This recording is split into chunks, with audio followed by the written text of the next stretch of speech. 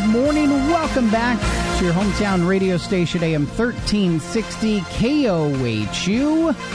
It is the Odds and Ends program here on a Monday morning. We welcome you into the studio, and we welcome you as well online at GoHermiston.com and Mixler.com/1360-KOHU. The web stream is powered by Blue Mountain Networks.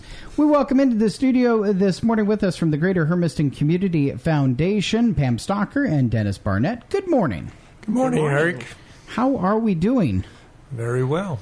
Very well. We're in that time of the year that everybody's looking at for tax deductions and trying to decide whether or not they should be making a charitable gift. And so we're here to talk about that today. I was going to say, Dennis, I only see you on this show at the end of the year when we're ready to talk about trying to make some donations here. It's ironic that today you have an investment advisor and a tax accountant, so it's it's that time of the year that we talk about those things. So no, it's very good. We've been very, very fortunate to be involved with the foundation over the last 10 years, and the foundation started in 2015. Really, the first 5 years was just getting its feet on the ground, and the last 5 years has been a time that our involvement in the community, as well as the amount of assets that we've received from the community, has greatly improved. So we're currently, the foundation endowment account is about $1.6 million and growing. We have commitments for over the next 5 years that will be probably between $2 and $2.5 million, and that's just with the commitments that have been made. So we're very fortunate. We've been very fortunate to be able to give back to the communities. This last year, we're going to be giving over $215,000 back to the communities in our area. Those communities include Hermiston, Stanfield, Umatilla, Echo, and Irrigan, and we've made grants to those that have been very, very good. So we're here a little bit to talk about your opportunities as we go into the month of December and giving accordingly. Pam is here. She's going to talk a little bit about retirement accounts and different things you can do to do that. I'm going to give a little bit of tax background to hopefully help you out and understand a little bit about that. So I'll kind of turn it over to Pam, and we'll talk a little bit about giving from retirement accounts as well as possible appreciated assets. Thanks, Dennis. I'm probably one of the newer members of the foundation board. I've only served, this is going on my fourth year. Dennis is one of the founding members of the board. And just for the record, so far in 2025, we have granted over $40,000 to a variety of causes in the Greater Hermiston area. One of the questions that people ask often as we near the end of the year, family and community are at the forefront of most of our minds, and upcoming tax season. So this is the time of year, as a financial advisor for many, many years, this is where we have to take certain amount of distribution from our retirement accounts if we are 73 years old or older. A few years ago, it was if you were 70 and a half or older, you began taking what was called required minimum distributions from your retirement accounts. We refer to them as RMDs. That's hard to remember for a lot of people, but again, it's a retired minimum distribution. The IRS has a schedule. That is the amount. If you have a retirement account, generally it's an IRA, an individual retirement account. The IRS wants you to start taking money out because that is taxable money once you pull it out. You will be responsible for paying the taxes on that amount you're required to take. And the penalties are pretty stiff if you don't take that out. It's not uncommon that people say, I don't want to take it out. Can I move it somewhere and avoid paying taxes or just move it into another account? And generally, Eric, the answer to that is no, you cannot, but you could make what we call a qualified charitable retirement distribution, which means you call your advisor or you call your person at the bank, wherever you have your IRA account, and you tell them, I would like my distribution this year to not go to me. I want it to go to the Greater Hermiston Community Foundation. And that will avoid you personally paying taxes on that. The foundation will not have to pay taxes on that. So every dollar you give goes into the foundation, nothing lost. The other point of that every dollar is none of that money, not a single penny of that dollar, will go to anyone except the endowment account. So our overhead is zero thanks to the hours of volunteerism from Cindy Brocker Middleton and Dennis Barnett. So I'm pretty proud of that fact.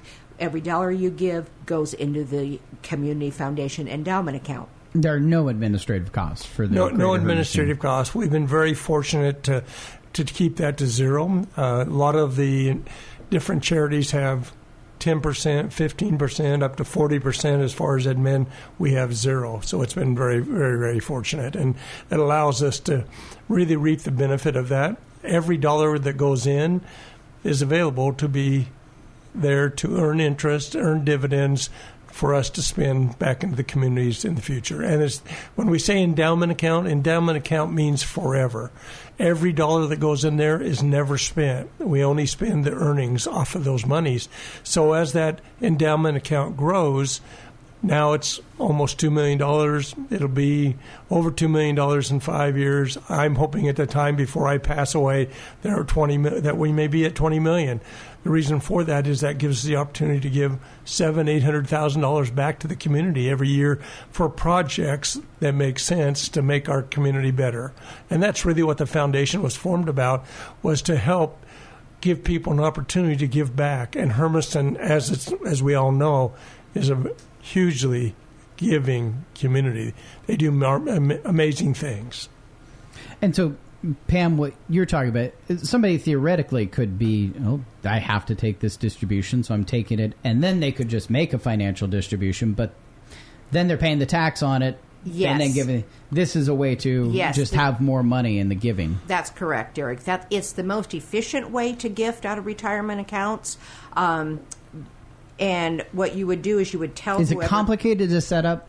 No, there's nothing to set up. You call your advisor, you call your banker and say, hey, don't make that check payable to me this year. Make it payable to the Greater Hermiston Community Foundation, and either drop it off at Dennis Barnett and Morrow, the tax office, or put it in the mail. Where should they mail it to, Dennis? The address is 975 Southeast 4th Street, Hermiston, Oregon. What it amounts to with a qualified charitable distribution is it does not hit your tax return as far as income. If you were to take the money and then turn around and make a charitable gift, a lot of times those gifts aren't deductible because the standard deduction is so high. So it's a great way to transfer funds for your charitable bequest.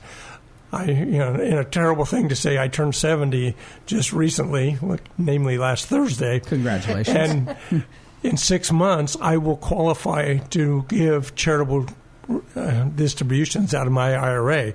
And when I get to be 70 and a half, I will look to use that as a great way to facilitate my charitable giving, because then it never hits my tax return. I don't have to pay tax on that money from the IRA, and the charity gets it and receives it without any tax at all. So it's a great way. That, and probably the two things we look at with some of our people who are getting elderly is that kind of giving, as well as appreciated asset giving. And what I mean by that is, I had a client recently that told me they bought a stock that they paid basically $2,600 for, and because of it blew up, it was worth $1 million. And they can give that away and never have to pay tax on those dollars. So there's a number of ways to do that. It's something that if you're interested in, we're more than happy to talk to you about. And that's a really good point, Dennis, because the rules have changed. So to clarify, the current rule when you have to start taking a distribution is age 73. But at the age of 70 and a half, you can pull from your IRA and give it directly as a qualified charitable donation and avoid the taxes on that. So thanks for bringing that up. Pam Stocker, Dennis Barnett with us this morning on the Odds and Ends program here on AM 1360 KOHU. 8:15 o'clock, talking about the Greater Hermiston Community Foundation and how you can support it. So this conversation we're having right now, is it more centered around somebody who just celebrated a big round number birthday, or would it be a valuable conversation for somebody like myself who 11 months ago had a big round number, but a couple of numbers less than that? Yeah, a couple digits less, I see. What it amounts to, that the qualified charitable giving from your IRA really hits that 70.5. Before that, appreciated assets, things of that nature, grouping donations into years so that you meet the standard deduction, those things come into play, and things should be discussed. If you have charitable giving interests, they can be discussed with your tax preparer, with me. I mean, I don't charge for those services. If someone wants to talk about charitable giving, I'll set time aside to have those discussions, because I'm very interested in giving back to our wonderful community. So it's just a matter of each and everybody looks at their situation. They have to look at their own tax situation, whether you're itemizing, whether you're not itemizing, and those things all come into play. As I joked, we have this conversation at the same time of year every year. Is this just the time that it happens, or could people be doing this? They can do it June? all year long. It's generally when people start evaluating, just as Pam said, I have to take my required minimum distribution from my retirement account. It's tax season. I need to start planning for that. I've made this much money this year in my business, and I've got to look at ways to help protect that or use it in ways that we think are beneficial for tax purposes. So it becomes the focal point for December. And December, as a general rule, is the giving month. When we look at that across the board, everybody, whether it's Christmas, whether it's and everything, people are starting to look and think about, I need to be contemplating what I should do this year for giving. So that's why it becomes such a focus at this time of the year. As we continue this, focus a little bit more on the Greater Hermiston Community Foundation, I wonder, Pam, since you are newer to it, although still 4 or so years in, what drew you to joining and being part of this? Or did you not have a choice because of Dennis? I did have a choice. I did. And it was actually an honor to be asked to be a foundation member. But I was not born and raised in Hermiston, but I have been here about 43 years, and I have been fortunate to build my business with great people in this area. And giving back is important to me also, because without people in this area, I would not have had the business that I had. So it was a good fit, and coming from a financial background made it more applicable, from what I've been doing over the years. But not to get in the weeds, but typically, Eric, this time of year, like Dennis said, people are scrambling thinking, how can I get another tax deduction before the end of the year? And it's still very common to misunderstand. If you're just getting out your checkbook and writing a $1,000 check to your church and a $1,000 check to the Hermiston Foundation out of your personal money, you're most likely not really getting a tax deduction. And that's a hard concept for people if they don't understand there is one standard deduction, and this is really in Dennis's realm. And once you go over that, you don't get a deducted. So, like Dennis said, this is the time of year people start to scramble as to what they can do.